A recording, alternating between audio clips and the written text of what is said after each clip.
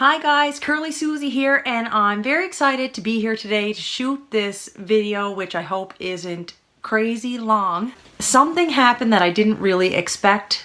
I actually got over 200 questions, and so unfortunately I'm gonna have to just select like maybe 10 hair questions and 10 personal questions. I am going to go back and answer everyone's questions underneath the video because I hate the fact that I haven't answered your questions, and I'm going to announce the winner of the giveaway when I get to them. But anyway, I am going to do a new giveaway kind of soon. I can't believe this, but when I shot that video, I had about 2,000 subscribers, and now I have over 6,000 subscribers. I can't believe it. So when I get to 10,000, I'm going to give away something really good. If you guys have any suggestions for something you'd like me to try to get my hands on to give away, please let me know in the comment section below. And I guess we'll get to the questions. So about this video, I'm going to try to shoot this in as few takes as possible. I have my little book here where I wrote down your questions and some of my answers, and I'm just kind of keeping it casual today. I got a sweatshirt on, and this is not my best hair day, but do you know what? I'm just gonna be honest. This is kind of what my hair looks like a lot of the time when I'm just like running errands and I'm going to the gym later. I'll probably just put it back in a ponytail. But hey, so the first question is from Tammy Dowell. Tammy asks, do you have any tips for getting rid of split ends? And my answer to this question is pretty simple. The only way to get rid of the split ends is to cut them off. So I'm not saying that you have to do a big chop, but just go get regular trims and eventually your split ends will be gone. Now you also want to prevent new ends from splitting, so you can follow the curly girl method or do any other type of hair method where you're not using a lot of heat and you're being gentle on your hair, and that's going to prevent split ends. The last thing I'm going to mention is that when I was first starting my transition phase, I had a lot of split ends and I was not willing to cut off more than a couple of inches of my hair. So what I did to hide those split ends, and this is a good day to kind of give this example, is I used a lot more product than I normally do. And today I noticed I have a lot more gel in my hair than I normally do. But what that does is it creates like a cast around your curl. And I don't use the create a cast technique really, but I do have some casting around my curls right now, and that's gonna keep the ends together and make them look healthier. And so I find the healthier my hair actually is and the less split ends that I have, the less products I have to use to get this same look. So that was a great question. Lisa Oman, or Lisa Alman, I'm not sure how to pronounce that, Lisa, I'm sorry, asked, do you think that the curly girl method changed the curliness of your hair?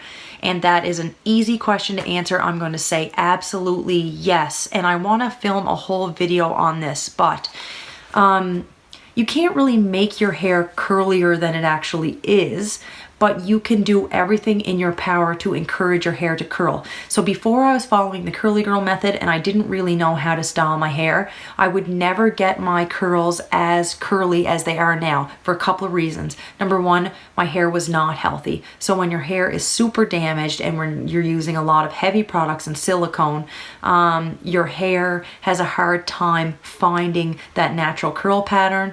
And then through all of the conditioning and the scrunching and the use of gel and other curl stylers, it has definitely encouraged my hair to curl as much as possible. But yeah, the number one reason I think that my hair is a lot curlier than it was is because it's a lot healthier, and that's directly related to following the curly girl method. Next question is from Peg Inman. Hi, Peg. And she asked, do you deep condition your hair? So I did deep condition my hair once a week, like religiously when I first started the curly girl method, and my hair was very damaged, and I found it really benefited from deep conditioning my hair. Then once my hair got healthy and I started loving my hair again, I got lazy and I kind of stopped deep conditioning my hair. And then very recently, about a month ago, there's a girl on YouTube, her name is Bianca Renee, and her channel is called Bianca Renee Today, and she has a deep conditioning challenge. And so because I watched that video, I have been deep conditioning my hair once a week. I actually made a video on this. I'm going to put it up here, whatever side it ends up on. And Right now I'm using a DIY conditioner, which I go through in that video, and I also talk about 4 other deep conditioners that I liked, some expensive, some inexpensive. But I have been deep conditioning my hair again once a week for the last month, and I do notice a huge difference in the way my hair feels and how springy my curls are. Now, I do find the first day after I deep condition, my hair's a little bit weighed down. It might have a bit too much moisture in it. And then, but by the 3rd, 4th, 5th day, right to the end of the week, my hair looks better than it ever looks. So I'm going to continue with that. Oh no, that's a personal question. We're going to save those. Denise Corrales asks, how did you not give up in the beginning? And she mentions here that she finds it hard to follow the curly girl method when she has to work every day. And I'm going to try to answer this quickly. So it is difficult not to give up in the beginning, especially if your hair is damaged and it's not curling really well, because some of you are going from having hair that you're flat ironing that actually looks pretty healthy when it's flat ironed to having hair that looks dry and damaged and frizzy during the transition phase. So for me, there was 2 major things, or let's say 3 major things that helped me get through the transition phase. I have a whole video on this, which I will post down below or maybe up here. But anyway, the 3 major things, the first one was like I had a lot of support. So my husband is actually the person that got me kind of started in the curly girl method. So basically it was the summer, I just had a baby, and I was not just in the mindset to be flat ironing my hair and blowing my hair out every day. And we have a pool and we were swimming, and my hair was curly and kind of crazy. And he said to me, and I was shocked, I thought he was going to say my hair looked crazy, but he was like, oh my God, I didn't realize how curly your hair was. And I was like, yeah, I know, but it's a mess. It looks crazy. And he was like, do you know what? I bet if you kept wearing it like that and you stopped dyeing it and drying it all the time, I bet it would look really good. And so I started wearing a curly for a few days, and I kind of started scrunching products into it and stuff. And then yeah, and then it started to look great. So every day he was like, oh my God, I noticed a big difference. And then the other thing was at work, when I went to work, I basically told all my coworkers, like, I'm trying to get my natural curly hair back. And so like, please do not look at it right now, like it looks crazy or whatever. And they were super supportive, so that helped. And then the other thing that I did that really helped was I would wear my hair back a lot. So I wouldn't pull it back tight, because then you're like stretching out the curls and it's hard for them to remember the curl pattern. But I would wear my hair pinned back quite a bit. If I wore my hair like half up and half down, I would hide any straight pieces under the curls, and I would always kind of pin this part up. And then the third thing that I did was I cheated a little bit. So if I had to go somewhere where I really wanted my hair to look nice, I would take a curling iron and I would curl like between 4 and 6 pieces around the front. That's all I would curl. But it would be just enough that it would make the rest of my hair look good. And so those were the 3 things. Like, I had good support. I styled my hair in a way that made my hair look okay until it was healthier and I could wear it all the way down, and I cheated with a curling iron a little bit. So I hope that helps.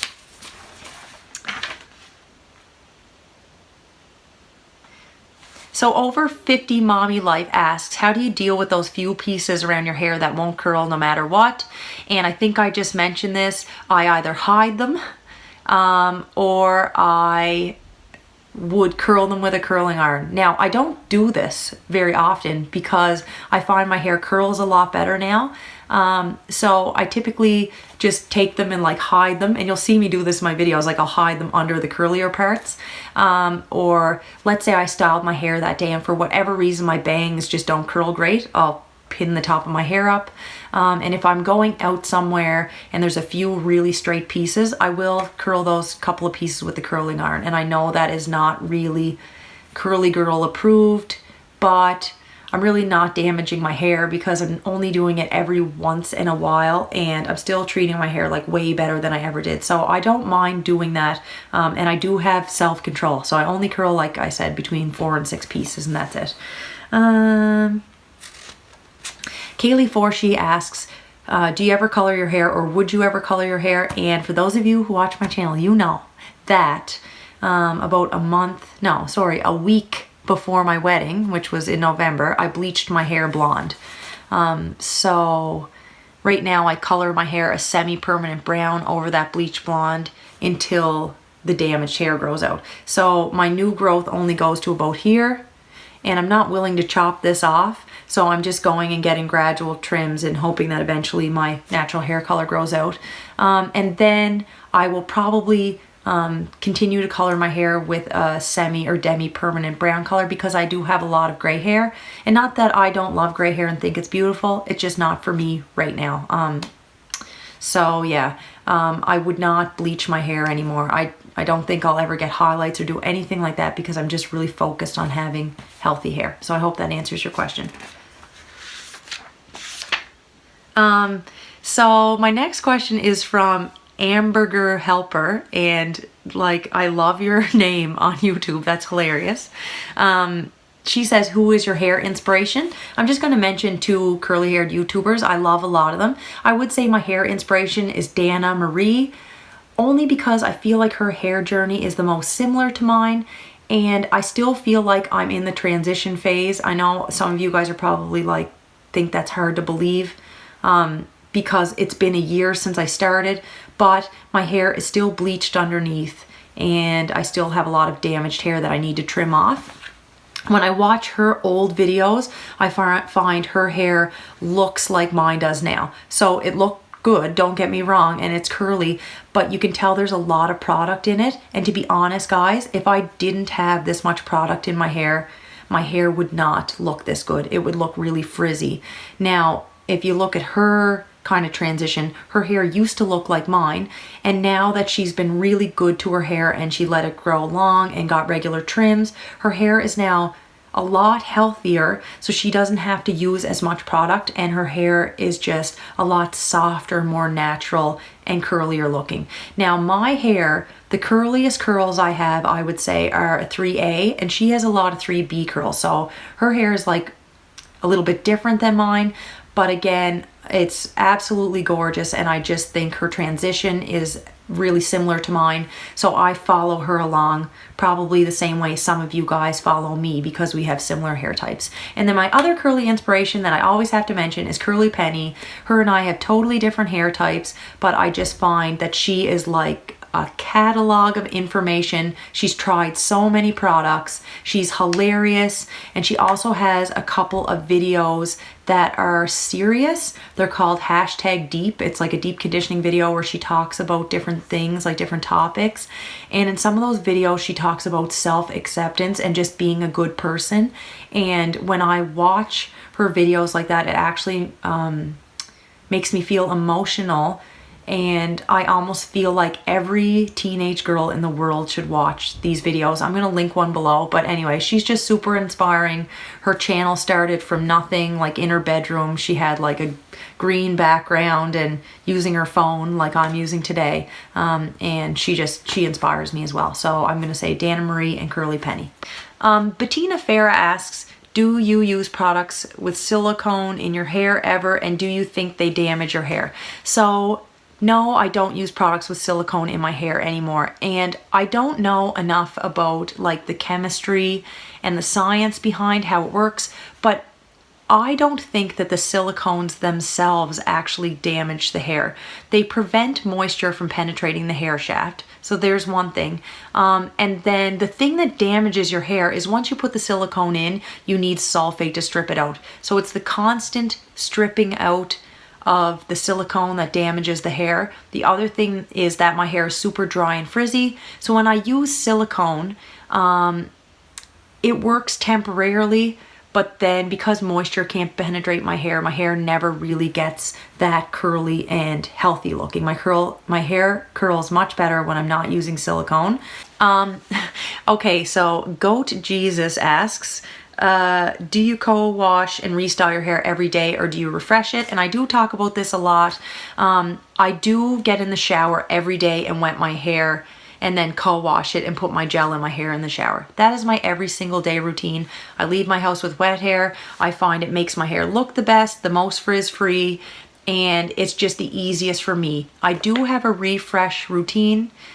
So I use that one, and sometimes I use the Smasters technique where I diffuse my hair. I have videos on both, but I would say 99.9% of the time, yes, I get in the shower and wet my hair and apply my products in the shower, and I just get the best results that way. And like today, I didn't plan on shooting this video today. That's why I have the top part of my hair pulled back, because I was kind of in a rush. But today I just let my hair air dry, and like, I have no frizz. If I was to refresh my hair, I do get a little bit of frizz, and it's more work for me. So I hope that answers your question. I pretty much co-wash my hair every single day. I only have like a couple more, and then I'll move on to the personal questions. Okay, so let's go to some of the most popular questions. One of the most popular questions that was asked by like 6 or 7 people was, how do you deal with humidity? So I live on an island in Canada where we literally experience like 4 seasons in a week. And we do have some very hot, humid weather sometimes. So what I do to battle humidity is very simple. I just use more gel. So I use a ton of gel, and what ends up happening, and today I have a little bit of one, like not on purpose, but I end up getting the gel cast. So that's when your hair dries and it's very hard and curly looking. I obviously don't like the way that looks, but I like how it gets rid of the frizz. And then what I do is I scrunch out the crunch. So I have a gel cast, it's humid, but doesn't really matter because there's too much gel, like the split ends and the frizz can't free themselves from the gel cast. And then I'll just take my hands with some oil or conditioner and I'll just scrunch out the gel. And I find that is the way to get the best frizz-free hair. But I'm not gonna lie, I do find my hair looks the best in cooler weather. A lot of people asked about my haircut. I'm not gonna talk about this on this video because it's already almost 20 minutes long, and I have a whole video on my haircut. I'm gonna post it right here. People asked me about my curl pattern. I believe that my curl pattern is a 2C/3A. So I have some waves that are just kind of shaped like an S, but most of my hair is a spiral, and it's a loose spiral, so 2C/3A.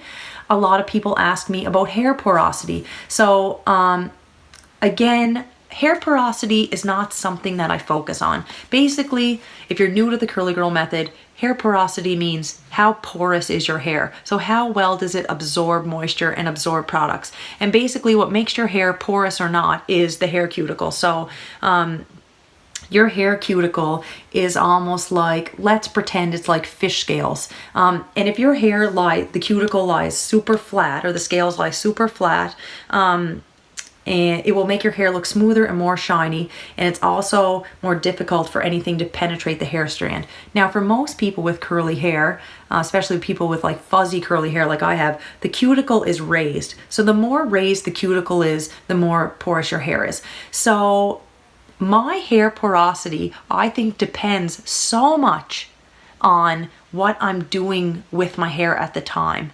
So if I'm using a lot of conditioner, if I have gel in my hair or products in my hair, and I'm using cool water to rinse my hair and I'm not using heat, then my hair is lower porosity. But if I'm using a hair dryer all the time, and if I'm shampooing my hair a lot or coloring my hair, then my hair becomes damaged and more high porosity. Now in general, I think my hair is high porosity. No, I don't do the strand test or anything like that, because I just feel like the strand test varies so much depending on like what products you have in your hair, and if your hair is wet or dry, blah, blah, blah, what strands of hair you used, how damaged your hair is. I don't do any of that, but I do know one thing. For my entire life, and I've been coloring my hair since I was very young, my hairdresser has always commented that if she puts color in my hair, she can only leave it on there for like the minimum time possible, because my hair just... And then the other thing is my hair takes a really long time to dry. So the moisture and water just really gets sucked into my hair and it doesn't dry. For those reasons, I think my hair is high porosity. But I don't focus on this very much, because here's an example. So I'm telling you that my hair is a 2C3A and it's high porosity, and you do the strand test and you're like, oh, my hair is a 2C3A and it's high porosity. So all the products that you use should work on me. And it just isn't that simple. It doesn't work that way. Our hair is so individual and so different. I say try not to focus too much on porosity and hair type, and just go by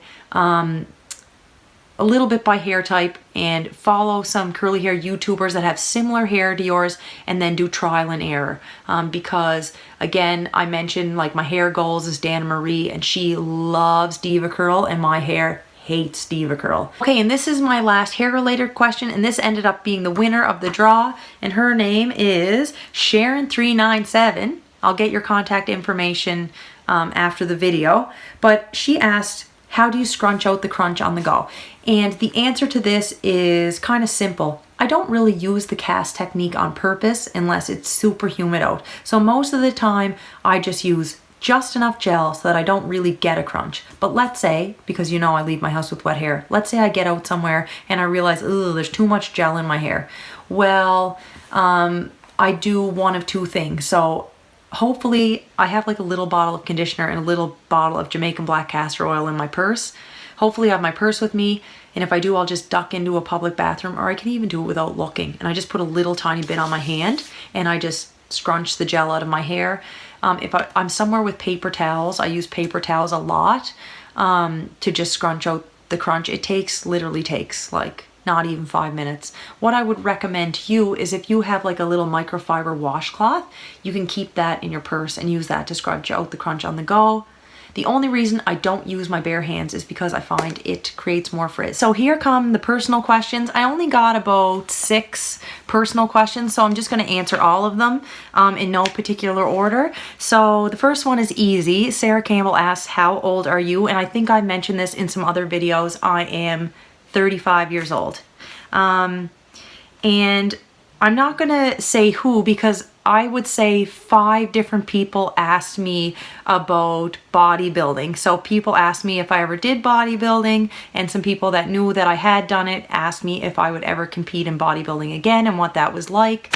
And first of all, I never competed in bodybuilding. So I competed in the NSABBA, which is like the Nova Scotia Amateur Bodybuilding Association, but I competed in a category that was called figure. And actually first I competed in a category that was called fitness. Now this was back in the day that there was no like figure and bikini contests. There was a category called fitness. I was 18 years old, and it had 2 components. So it had like a routine round where you did like kind of a dance routine that demonstrated strength and flexibility and the different aspects of fitness. And then there was also a bathing suit round. So I was 18 years old. There was no social media. And I was just an 18-year-old. I worked at the gym, taught aerobics, and I was like in good shape and heard about this and entered it. I had no idea. I didn't know anything about it. And anyway, I went and competed.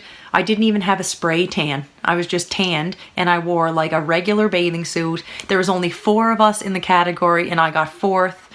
But what happened when I went up there was I had just an amazing experience, and I had like that team experience again. So like everybody that was involved in the organization and all the people that I was competing against, well, most of them, it was like super nice. They were super nice, and it was like super fun. So even though I kind of looked out of place and didn't do that great, I fell in love with the sport. And so a few years later, I competed again in figure. And now figure is just like basically a bikini contest with muscles. So it's a bikini contest with muscles. And it's kind of lame when you think about it, but I just loved it. And at this point, I learned a lot more about it. There was Facebook now, and you could kind of see what different professional figure competitors were doing. And so, like, you know, I got the $1,000 rhinestone bikini and all that kind of stuff, and had the spray tan, hair and makeup done. And I think I mentioned this before, is that I feel like I'm a creative person and I have no outlet. So for me, it was almost like being in a show, or like being, because it's a stage show. I don't know, it was just exciting and I really liked it. So I did compete. I've probably done about 8 shows, figure and then shows, but I would say, and I placed in a couple of them, but I've never done extremely well. Because I just never took it that seriously. So I would follow the diet and I would train for it and all that kind of stuff, but I wouldn't like take all the supplements and things like that. And I'm not super competitive, I guess. So, I mean, I was dieting, but if I was starving, I would kind of cheat on my diet a little bit and whatever. But I don't have anything negative to say about the sport, except that there's a lot of people that compete in that sport that have issues with their self-esteem, and I just think that is a terrible, terrible thing to put yourself through if you're not a confident person. So basically, making yourself look the best that you can look and then standing up on stage and having people judge you on your body, I think can be really difficult for some people and unhealthy. But where, I don't know, I just have good self-esteem, and I realize that it's a hobby and someone has to get first and some person has to get 16th and everybody looks great. Don't take it that seriously. You're only getting a trophy. Like, that's kind of the attitude I have. So I really loved it. And I'm going to post a picture from like one of the latest shows I did, which was I think 2 or 3 years ago. I'll post that right here. Rachel S asks, that's like a tongue twister. What made you decide to make YouTube videos, and how did you learn to shoot and edit them? So I started being obsessed with YouTube when I was pregnant with my first baby, because I find, like, for me, when I was pregnant, I was obsessed with being pregnant, and it was my first baby. So I'd go on YouTube and I looked up like 8 weeks pregnant symptoms, because I wasn't having any symptoms. So I was like nervous that there was like something wrong. So I went on YouTube and I found people vlogging their pregnancies. And this was the first time I ever actually even heard of vlogging before. And one of the first people I started watching was Erin Williams, and she started her channel. She was using like her laptop. It was crappy lighting, but she was just extremely honest, and she would just talk week to week about her pregnancy symptoms and show her belly. And so there was her and a few others, and I looked so forward to watching their videos every week, and I could just relate to them, and it really helped me a lot get through those weeks and get through some of the stresses and the frustrations that I had. And like Erin, she has a huge channel right now. Like, it has blown up. But like, she looks like Barbie, but she would talk about getting hemorrhoids after childbirth, or like being gassy, or just all of these things that are not glamorous but that are real. And I just really enjoyed listening to her and following along in her journey. So she made me decide to make YouTube videos. I decided, like, you know, when I have a baby again, I'm gonna do this just for fun. And then when I started the curly girl method, I watched some of the curly hair YouTubers, and that just motivated me to start like right now. So I did buy, or my husband bought me a very expensive camera to use in the beginning. And in order to use that camera, I would have had to gotten new software and a new laptop and a microphone. So I'm just using my iPhone, and I learned how to edit videos when I made my husband's Big Brother audition video for Big Brother Canada when we very first started dating like 6 years ago. You can look it up on YouTube. It's Jeff Hardy, Big Brother Canada. And his audition is there, and it's actually hilarious. And I just kind of through trial and error learned how to use iMovie and stuff, and I had such a fun time making that video, and it's pretty funny, so check it out. And they flew him to Toronto for like the final interviews and stuff, but he didn't make it. But anyway, I love that video. So that's kind of how I learned how to edit. I do plan on getting new lighting and a new camera 100% this year.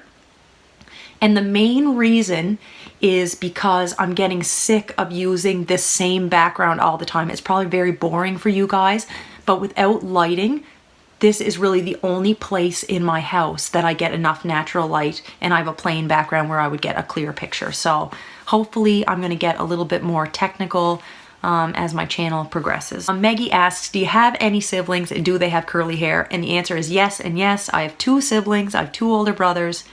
They both have curly hair. My brothers have curly hair, my mother has curly hair, my father has curly hair, even my stepmother has curly hair.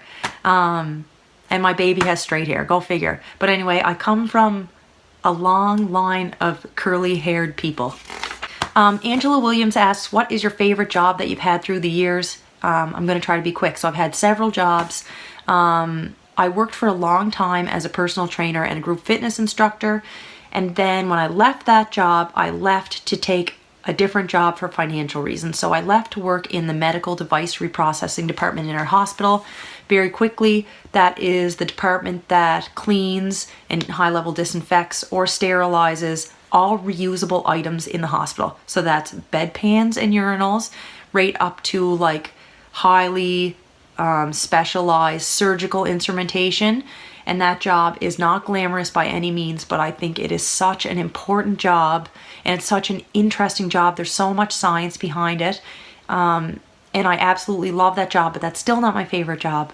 My favorite job is being a registered nurse.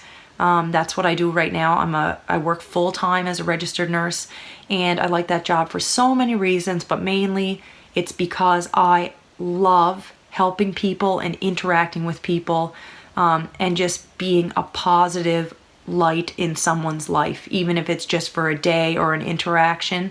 I really do feel like that is rewarding, and I feel like I'm good at that job. So I love being a registered nurse. It's definitely hands down my favorite job, and I can't see myself really doing anything else.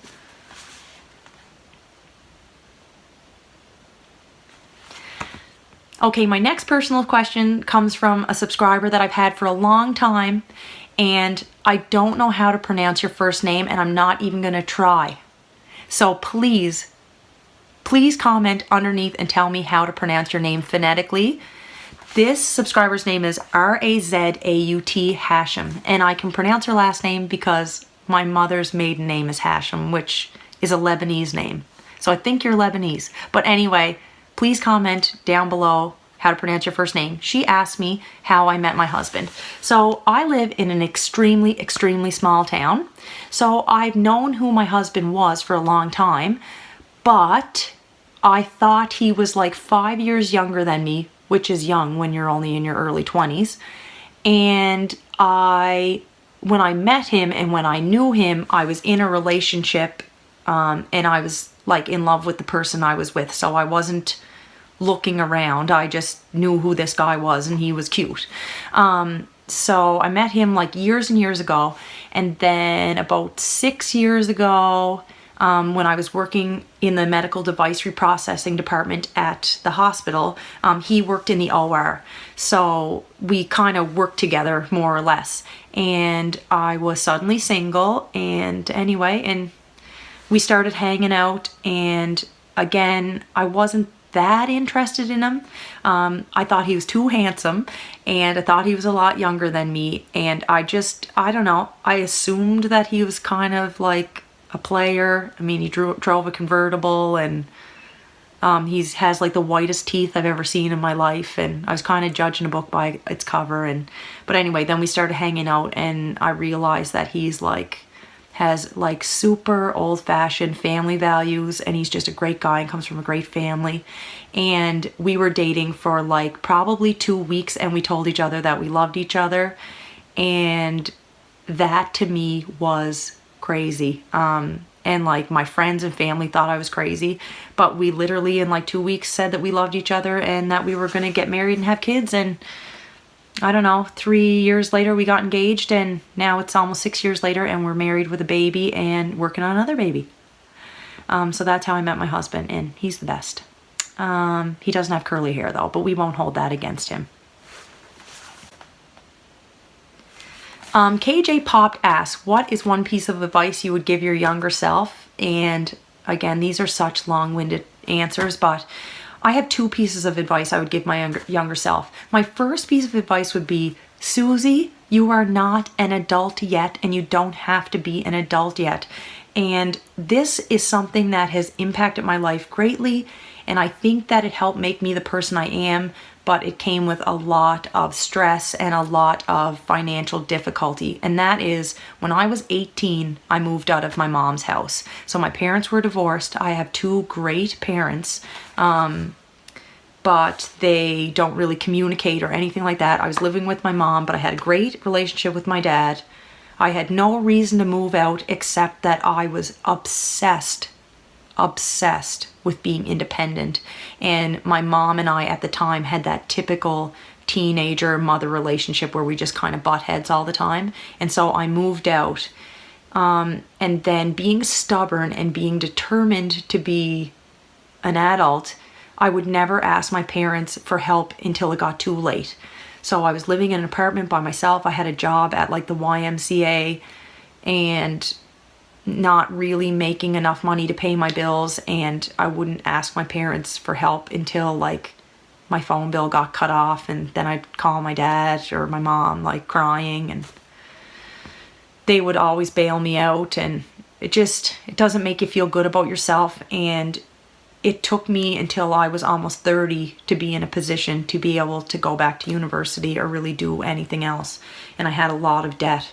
So when I did finally decide to adult and go back to university, like, it was hard for me to get a car loan. I just made things really difficult on myself when I didn't have to. So that would be the first piece of advice. My second piece of advice for my younger self, I do have to mention, is that when I went through that phase where, like, you don't really know what you want to do with your life, and I was working at a gym or whatever, I was angry, I think, because a lot of my friends kind of were getting their shit together and doing well for themselves and being independent. And like, yes, I was living independently, but I was just broke and unhappy. Like, I was happy, I was relatively happy, but like, I was stressed. And I think what I wish I realized sooner is that if you want something in life, you need to work really hard to get it. You need to set goals and you need to work for it. Nobody is just going to give you an opportunity unless you are extremely lucky. But for most of us, you have to work super hard. And if you don't have a goal, then you need to find one. So again, the second thing I would tell my younger self is just like get out there and figure it out and work hard and try to get where you want to be in life. Marley Ellison asks, if you could live anywhere in the world, where would it be? And this is going to sound like a super, super cheesy answer, but I'm just going to have to say that I would live on Cape Breton Island. I absolutely love it here. It's scenic and beautiful and quiet, and we have beaches. I live on an island, so like there's beautiful beaches everywhere within like an hour drive. I'm going to post a picture here of my favorite beach. This beach is like an hour and 20 minutes away, and it's one of like many. My whole family is here. I don't know, I love it here. If I could live anywhere other than Cape Breton, I think I would want to live anywhere where it was summer all year long, because I really like the spring and summer. And Bailey Ritchie asks, where is your favorite place in Canada to visit? And that is an easy one. I love Quebec. So I love old Quebec, and I love Montreal too, old Montreal. Just those historic cities. I went there, me and my husband went there like 3 years ago, and we planned on going there like for a honeymoon, but our baby is still pretty small. So I think that'll be like kind of the first trip we do together once our baby's grown up a little bit. Gal56 asked, do you think that having curly hair is a big part of your identity? And without like getting too deep or reading too much into this question, I do definitely identify with having curly hair. I have like a very carefree, outgoing personality, and I feel like my curly hair suits that. On kind of like a deeper note, for me, having my natural curly hair and letting my hair just kind of do what it was meant to do. And I'm gonna try not to be emotional about this, but like for me, straightening my hair every single day because I felt like my curly hair wouldn't be accepted, or people would think that it was messy or unruly, and like I was dating a person for a long time who just hated my curly hair. And so like secretly I always kind of just wanted to let my hair be curly, but I couldn't because I still cared about what other people thought about my appearance. So now, like, for me, having curly hair kind of symbolizes me getting to a place in my life where I actually don't care about what other people think about my appearance, and I wear my hair like this because it's me and because I love it. Lorraine Massey says that curly girls don't need bubbles in their shampoo because they have bubbly personalities. And I just think that having like kind of carefree, fun, curly hair, it just suits me. So yes, I definitely identify with having curly. Okay, so there's the video. I know it was super long, but I had a lot of questions and I really enjoyed making this video. Congratulations again to Sharon397 for being the winner of the giveaway. I will contact you. And to everybody else who participated, thank you, thank you, thank you so much. I hope you like this video. Any questions you have, please leave them in the comment section below. Give it a thumbs up if you liked it. Give it a big thumbs down if you didn't like it.